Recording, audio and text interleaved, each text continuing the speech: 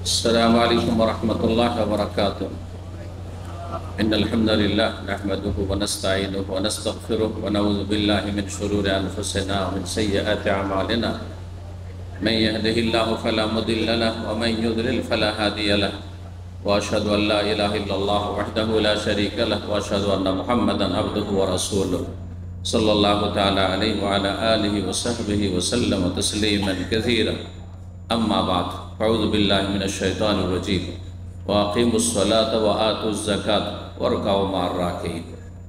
সম্মানিত ভাতৃমণ্ডলী, আল্লাহ রাব্বুল আলামিনের প্রশংসা এবং প্রিয় নবী সাল্লাল্লাহু আলাইহি ওয়াসাল্লামের উপর সালাতু সালামের পর আজ শনিবার 22 রমজান 1446 হিজরি মোতাবেক 22 মার্চ 2025 আমরা আপনাদের সামনে ইসলামের তৃতীয় গুরুত্বপূর্ণ স্তম্ভ নিয়ে আলোচনা করব। আশা করি বুঝতে পেরেছেন, ইসলামের 3 নম্বর স্তম্ভ সেটি কি? রোজা। কারা রোজা বলছে একটু হাত তোলেন। রোজা। আর কারা জাকাত বলছে হাত তোলেন। তাহলে আলহামদুলিল্লাহ, যখন জাকাতে কিছু হাত উঠেছে তার মানে আলহামদুলিল্লাহ বুঝতে শিখেছেন। কারণ আমাদের দেশে বলা হয় কালেমা, নামাজ, রোজা, 3 নম্বর রোজা বলা হয়, তাই না? আর তারপরে হজ 4 নম্বরে, আর জাকাত 5-এ। তো জাকাত সম্পর্কে আলোচনা করব। এটি তৃতীয় স্তম্ভ না 5ম স্তম্ভ? 3 নম্বর। কোরআনে কারিমে 80-র বেশি আয়াতে সালাতের সাথে, নামাজের সাথে জাকাতের কথা বলা হয়েছে। একটা দুটি আয়াতে না, 80-র বেশি আয়াত আছে কোরআনে কারিমে যেগুলিতে নামাজের সাথেই কি বলা হয়েছে? ওয়াকিমুস সালাত ওয়া আতুজ যাকাত, ওয়া আকামাস সালাত ওয়া আতাজ যাকাত, আকিমিস সালাত, এইভাবে। আল্লাযীনা ইয়াকিমুনাস সালাত ওয়া মিম্মা রাযাকনাহুম ইউনফিকুন, এইভাবে। তাহলে ইসলামে 1 নম্বর স্তম্ভ হচ্ছে কি? শুধু কালমা বলবেন, কালমার সাক্ষ্য প্রদান করে। কালমার কি করা? সাক্ষী দিতে হবে। সাক্ষী না দিয়ে এমনি যদি কেউ পড়ে তো মুসলমান হবে নাকি? এটা অমুসলিম না। ও বলে আশহাদু, আমি সাক্ষী দিচ্ছি। সাক্ষী দেবে। দুটো কথা আছে, এক আল্লাহ ছাড়া কোনো আমার মাবুদ নেই, বাকি সব বাতিল। আর এক মুহাম্মদ সাল্লাল্লাহু আলাইহি ওয়াসাল্লাম ছাড়া আমার কোনো রসুল নেই, তিনি শেষ রসুল। 2 নম্বর 5 ওয়াক্ত সালাত, নামাজ। 3 নম্বর যাকাত। 4 নম্বরে সিয়াম, রোজা। 5 নম্বরে হজ। হজ নবী সাল্লাল্লাহু আলাইহি ওয়াসাল্লামের জীবনের শেষ দিকে 9ম হিজরিতে, 10ম হিজরিতে হজ করেছেন। আর হজ করে আসলেন জিলহজ মাসে, মুহররম, সফর, তার রবিউল আউয়াল মাসের 12 তারিখে নবী সাল্লাল্লাহু আলাইহি ওয়াসাল্লাম ইন্তেকাল হয়ে গেল। তাহলে একেবারে শেষ জীবনে হজ ফরজ হয়েছে। কিন্তু রোজা ফরজ হয়েছে 2য় হিজরিতে। জাকাত ফরজ হয়েছে, জাকাতের প্রাথমিক ফরজ হয়েছে মক্কাতে, হিজরতের আগে। এই জন্য মক্কি আয়াতেও জাকাতের কথা রয়েছে। আর জাকাতের বিস্তারিত বিবরণ, কিসে কিসে জাকাত লাগবে, কতটা লাগবে, বিশদ বর্ণনা মদিনায় নাযিল হয়েছে 1ম হিজরির শেষ দিকে বা 2য় হিজরিতে, মানে রোজা না আগে। তাহলে রোজা রমজানে যে রাখছেন তার চাইতে বেশি গুরুত্বপূর্ণ হচ্ছে জাকাত দেওয়া। এটা কার জন্য? পয়সাওয়ালাদের জন্য। কতটা পয়সা? মানে আজকালকার ভাষায় পয়সাওয়ালা না। আজকাল তো 1 কোটি টাকা থাকলেও মনে করছেন না না না, আমরা তো পয়সাওয়ালা না, আমরা মধ্যবিত্ত, ঠিক না? না না, পয়সা সর্বনিম্ন নিসাব শরীয়ত নির্ধারণ করা হয়েছে। সেটা ইনশাআল্লাহ তাআলা যখন টাকার জাকাতের কথা আসবে তখন বলবো কতটা পরিমাণ রিয়ালে হবে। আর সেই রিয়ালটা বলে দিলে আপনারা হিসাব করে নিতে পারবেন সৌদি প্রবাসী যে বাংলাদেশে কত টাকা হলে জাকাত খরচ হবে। জাকাতের বিভিন্ন দিক রয়েছে, তার মধ্যে আজকে অল্প সময়, মাত্র অল্প সময় আমরা আলোচনা করব। তারপরে ইনশাআল্লাহ তাআলা নামাজ শিক্ষা চলবে, নামাজ শিক্ষার পর্ব চলবে আজকে। কারণ অধিকাংশ ভাইরা নতুন আসছেন, সহি শুদ্ধ নামাজ যদি না হয় তাহলে বাকিগুলো কিন্তু কবুল হবে না। আগে নামাজ ঠিক করতে হবে। সুতরাং সেই শুধু নামাজটা ঠিক শেখা অত্যন্ত জরুরি। সংক্ষেপে শুধু বলবো কোন কোন সম্পদে জাকাত ফরজ, আপনার আমার কোন সম্পদগুলিতে জাকাত ফরজ, এটা জেনে নিলে বাকি সম্পদগুলিতে জাকাত ফরজ নেই। মেলা সম্পদের জাকাত ফরজ নেই। মাঠের জমিতে জাকাত নেই, বসবাসের বাড়িতে জাকাত নেই, বাড়িতে দুটো তিনটে চারটা পয়সাওয়ালাদের বাড়ি দুটো তিনটে চারটা গাড়ি ব্যবহার করছে তার ফ্যামিলির লোকেরা, একজনের মালিকানা তো রয়েছে, কোনো জাকাত নেই, ইত্যাদি ইত্যাদি। তাহলে জাকাত কিসে আছে আমরা ইনশাআল্লাহ তা 5টি পয়েন্টে আলোচনা করে দেব, যাতে মনে রাখতে সহজ হয়। জাকাত কিসে ফরজ? বললাম যে জাকাতের গুরুত্ব নামাজের পরে 3 নম্বরে ইসলাম। বুঝতে পারছেন না? জাকাত হচ্ছে ইসলামের এত গুরুত্বপূর্ণ বিষয়, জাকাতকে অস্বীকার করলে সে মুসলিম না। যদি বলে আমি জাকাত দেবো না, জাকাত দিয়ে কি হবে? সে মুসলিম না, মুরতাদ, কাফের। হিন্দু খ্রিস্টান যারা জন্মসূত্রে কাফের, তাদের চাইতে নিকৃষ্ট কাফের, মুরতাদ। যে জন্মসূত্রে ইসলাম পাওয়ার পরেও ইসলাম থেকে বেরিয়ে যায়, সে অমুসলিম কাফেরের চাইতে, ইহুদি নাসারার চাইতে নিকৃষ্ট। বুঝছেন না? তাহলে কত বড় তার অপরাধ। কিন্তু কেউ যদি অস্বীকার না করে, কৃপণতা করে, অধিকাংশ লোকেরা যে জাকাত দেয় না পয়সাওয়ালারা, এরা অস্বীকার হয়তো করেন না, যদি নাস্তিক বেদিন না হয় তাহলে। হ্যাঁ, নামাজ টামাজ পড়েছে, কিন্তু পয়সার উপর মায়া বেশি, পয়সা কামড়ি, বের করতে বড় কষ্ট লাগছে, এই কৃপণতার কারণে। তাহলে সেই ব্যক্তি কাবিরা গুনাহগার, মহাপাপী সে, এবং তার জন্য জাহান্নামের শাস্তি রয়েছে।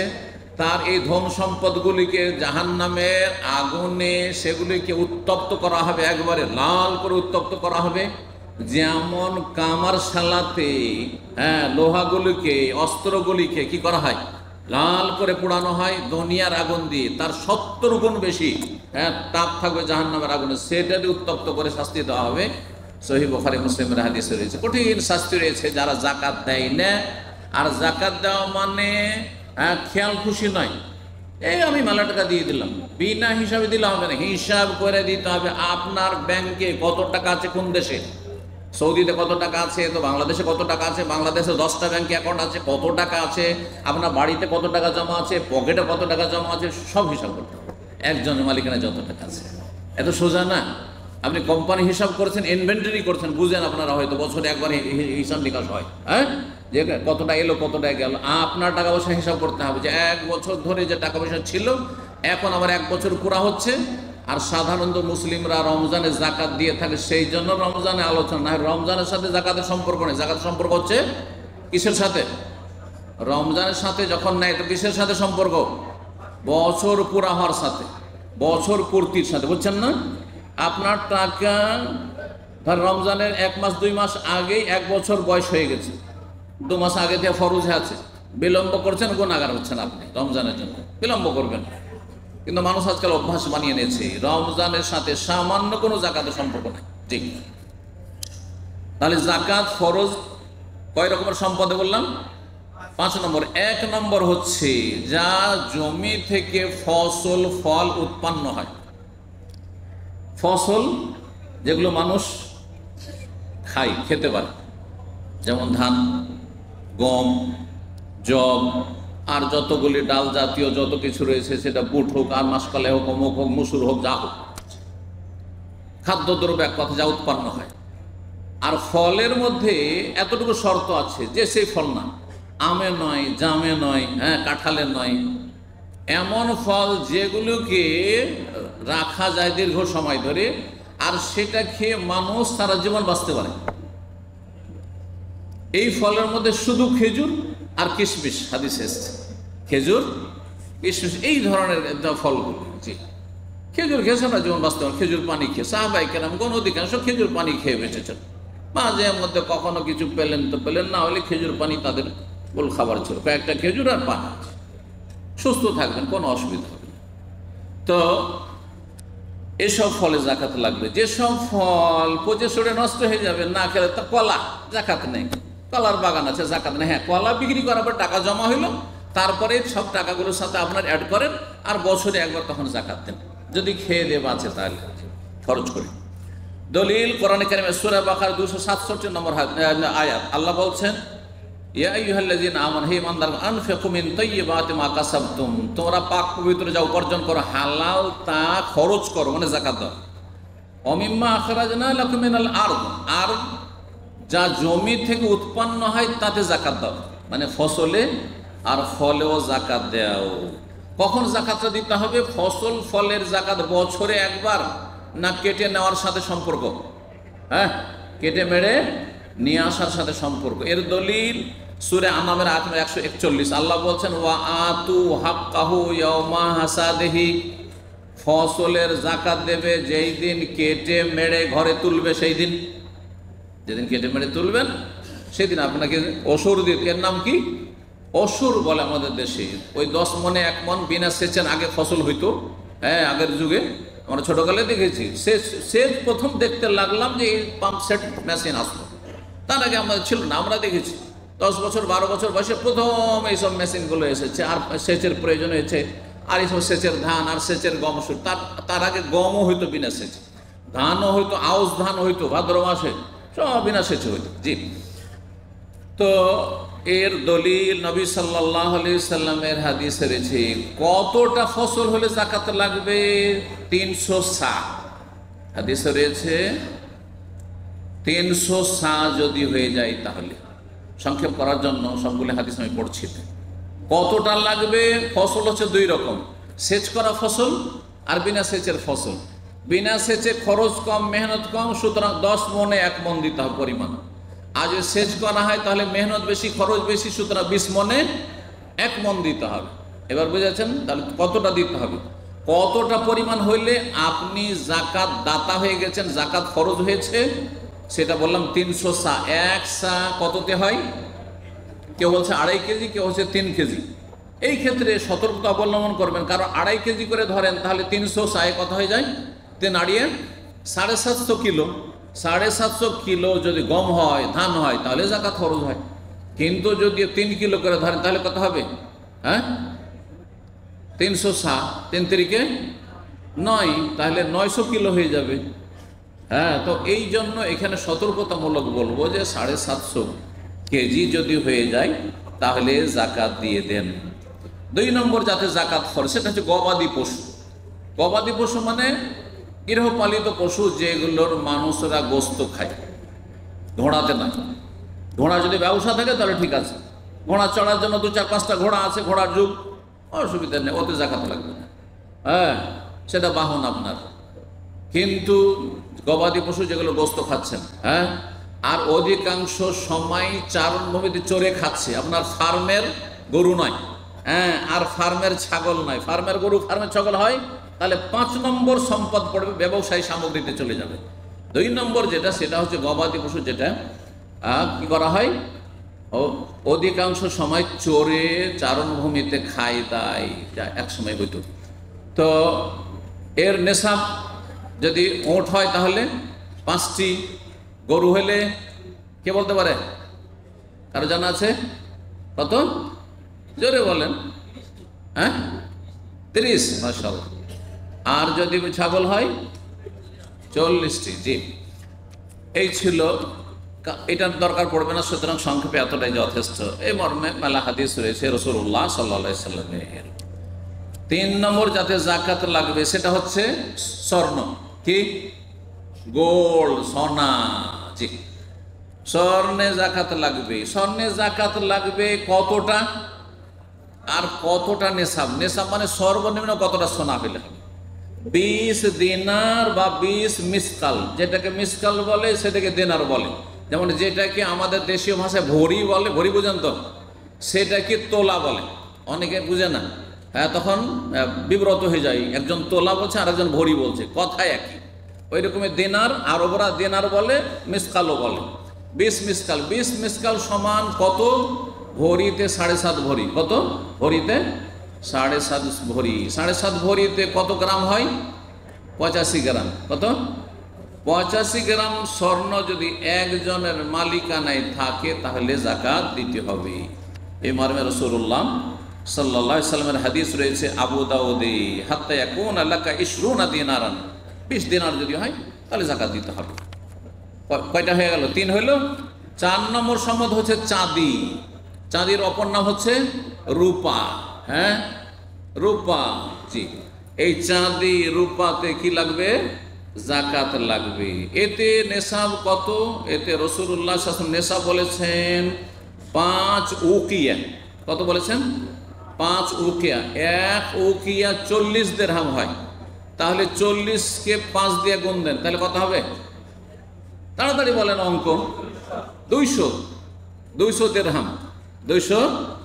200 দিরহাম নেশাব। হাদিসের আলোকে 200 দিরহাম নেশাব। এতে কত ভরি হবে? হ্যাঁ, কত? 52.5 ভরি। ভরিতে যদি বলেন কত হবে? 52.5 ভরি। গ্রামে কত হবে?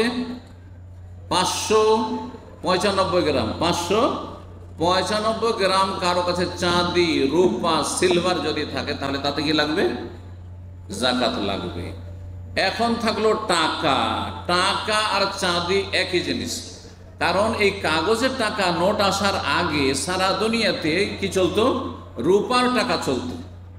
আমার দাদা আমলে আমার দাদা গল্প করতেন, কারণ আমার দাদাকে আমি পেয়েছি আর আমার দাদা আমার দাদাকে পেয়েছে, সুতরাং আমার দাদার দাদা পর্যন্ত কিন্তু আমি হদিস পেয়েছি যে তাদের যুগটা কেমন ছিল, বুঝছেন না?